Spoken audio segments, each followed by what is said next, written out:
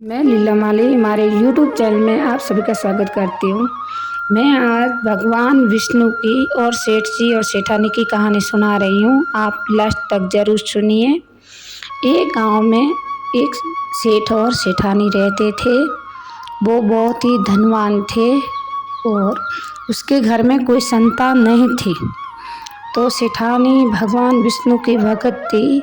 वो छोटे से ही भगवान विष्णु की सेवा पूजा करती थी और बुढ़ापे तक ही भगवान विष्णु की पूजा करती। तो हर रोज हर काम छोड़ के पहला भगवान विष्णु की पूजा करती थी, फिर बाद में कोई काम करती थी।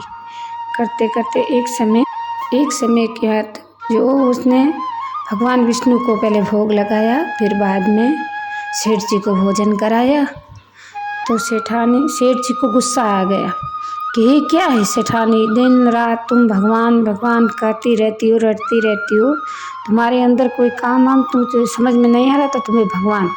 तो मेरी तो कोई औलाद नहीं है, संतान नहीं है घर में, हम सब दुखी हों, वो तो आप देखती नहीं हो और भगवान की पूजा में रटी रहती हो। तो सेठ जी ने गुस्से में आके सेठानी जी को बाहर निकाल दिया। तो सेठानी ने एक जंगल की तरफ रास्ता लिया और निकल गई। जाते जाते समय काफ़ी रात हो गई थी। तो रात में देखा तो एक जगह 4 भाई बैठे थे, 4 जो वो मिट्टी खोद रहे थे, काम कर रहे थे। तो सेठानी ने कहा कि ओ भाई, मैं रास्ता भटक गई हूँ, मैं घर गई हूँ, मेरे पास कोई काम नहीं है, रहने के लिए जगह नहीं है, हमें काम दे दो। तो उन्होंने चारों ने बोला कि हाँ बहन, मैं तुम्हें काम देती हूँ। तो सेठानी काम करने लगी। तो सेठानी को धूप लगने लगी, हवा तेज लगने लगी, क्योंकि कभी काम किया ही नहीं था। तो करने लगी तो उसके हाथों में छाले पड़ गए, बाल उठ गए और धूप से बहुत लने लगी। तो उसने भैया ने बोला कि बहन, तुम काम छोड़ दो, तुम्हें काम नहीं होता, तुम मुझे अच्छे घराने की लग रही हो, वो बड़े घराने की, तूने कभी ऐसा काम किया ही नहीं है, तुमसे नहीं होगा, तुम मेरे घर चलो। तो चारों भाइयों ने अपनी बहन को घर ले गए सेठानी जी को और बैठाया। वो भाई क्या करते थे, हर रोज 4 मुट्ठी अनाज लाते थे और कच्चा भी खा जाते थे। कभी उसने सोचा ही नहीं कि मतलब खाना बनता है, वो बस अनाज से पेट भर लेते। उसने कभी रात और दिन देखा ही नहीं, कैसा होता है दिन, कैसी रात होती है, ऐसा ही चल रहा था। तो सेठानी ने कहा कि भाई चारे सुनो, कल तुम 8 मुट्ठी अनाज लाओगे। तो उस भाइयों ने देखा कि बहन को कोई ज़्यादा भूख लगती है, तो इसलिए हम 8 मुट्ठी लेके आएंगे अनाज। तो दूसरे दिन भाइयों ने चारों ने 8 मुट्ठी धान लेके आया।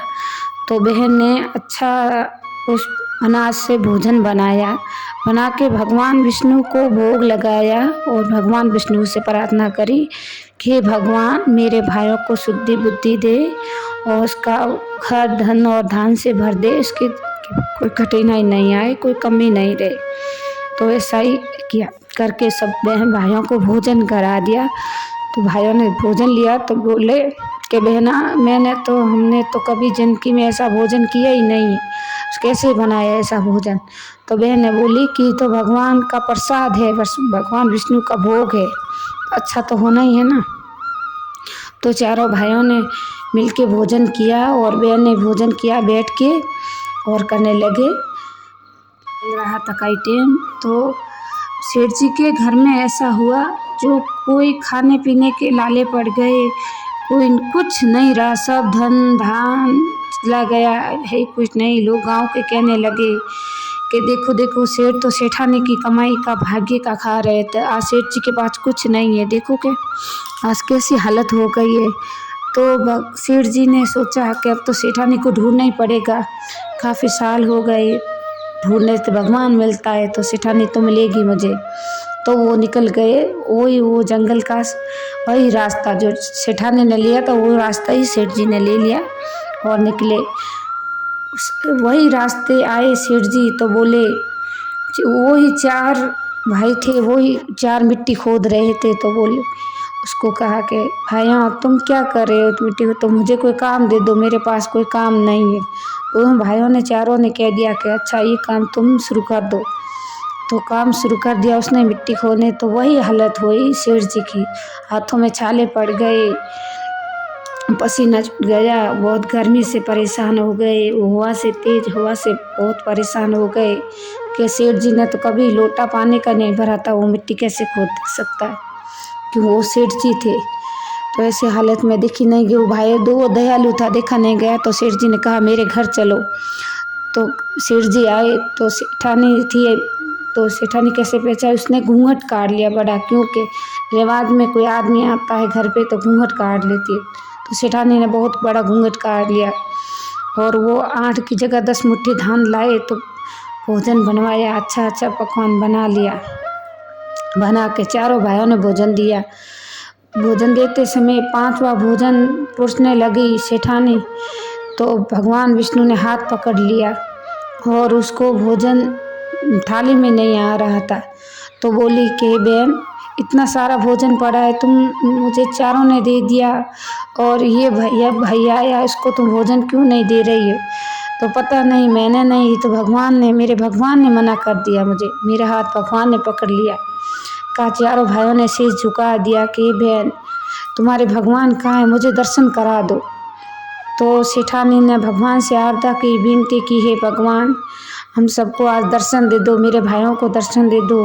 इसलिए भगवान खुद आ गए, आके दर्शन दिया।